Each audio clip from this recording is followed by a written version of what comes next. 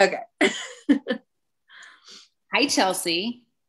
Hi, Rabbi Conover. Oh my God, I love talking to you. I love talking to you all the time, but I love talking to you about the Omer, like how crazy. But Chelsea, I know that part of why I wanted to be able to talk with you is because I wanted to take somebody who is extraordinary, does extraordinary things for Temple Sholem behind the scenes, and then have it so that other people can start to get to know you front and center. So we just say a word about what you do at Temple Sholem.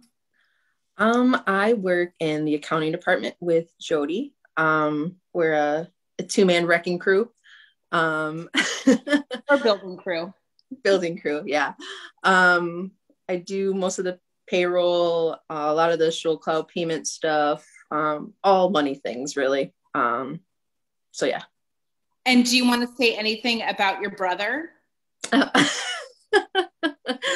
My brother owns a brewery in Madison, Wisconsin called Youngblood Brewing Company. And they have now been open for a year.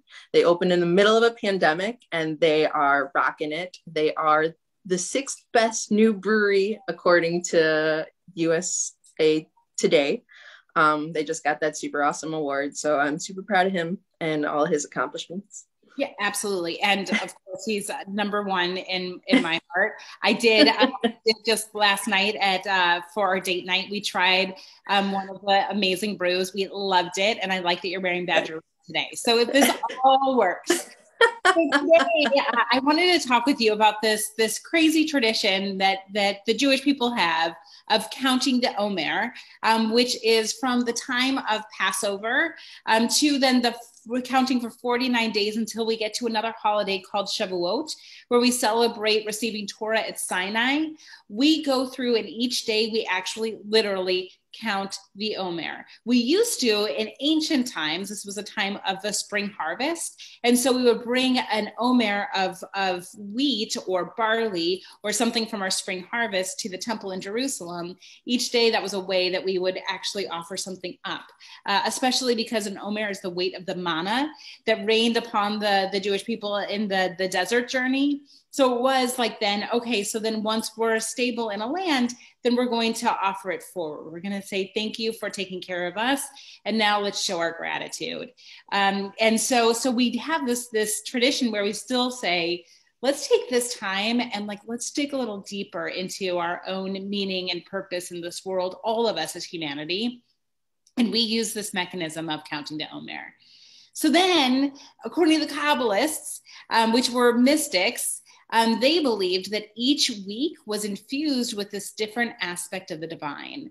And I thought it would be so fun, Chelsea, to talk with you about Netzach, which is this splendor, beauty, light, and it's also this aspect of triumph, of being able to have something that not only is a triumph or a victory right now, but it's a victory that remains. There's something about eternity in this aspect of the divine.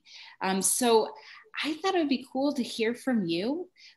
Has there been a time where you have triumphed in a huge way that felt like it wasn't just like something that was transient, but it was either something that you were really putting forward about yourself in the world or something that you would help with that would last in this world? I have kind of like a story kind of thing, if that's Okay. like how I kind of got there. So I went to school to be a teacher and I did that for a while and I learned a lot about myself and about a lot of people and little people. And hopefully I made a mark on their lives in this sort of a way. But then I stepped away from that and then found myself in this kind of accounting world.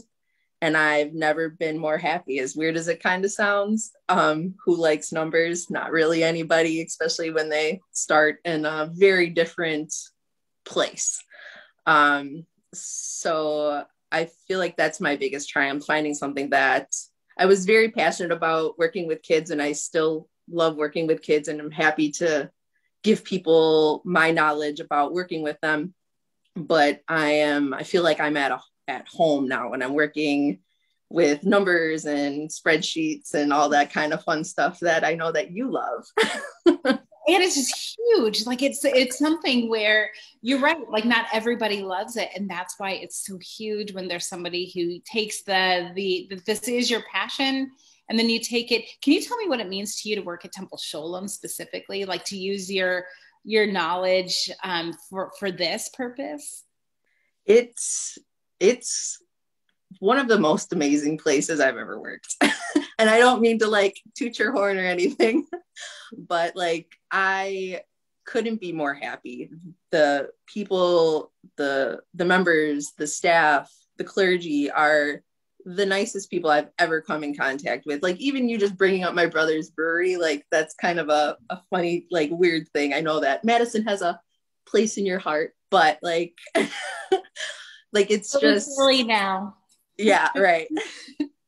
So like it's just even like little notes that I get in the mail, or it's just everything that is done is so intentional and so meaningful, and you're just not a staff member, you're like a family. And a lot of jobs say that, like, oh, we're family, but like this is the first place that I've ever really felt that, and it's so uplifting. And like I love going to work and working every day for you guys.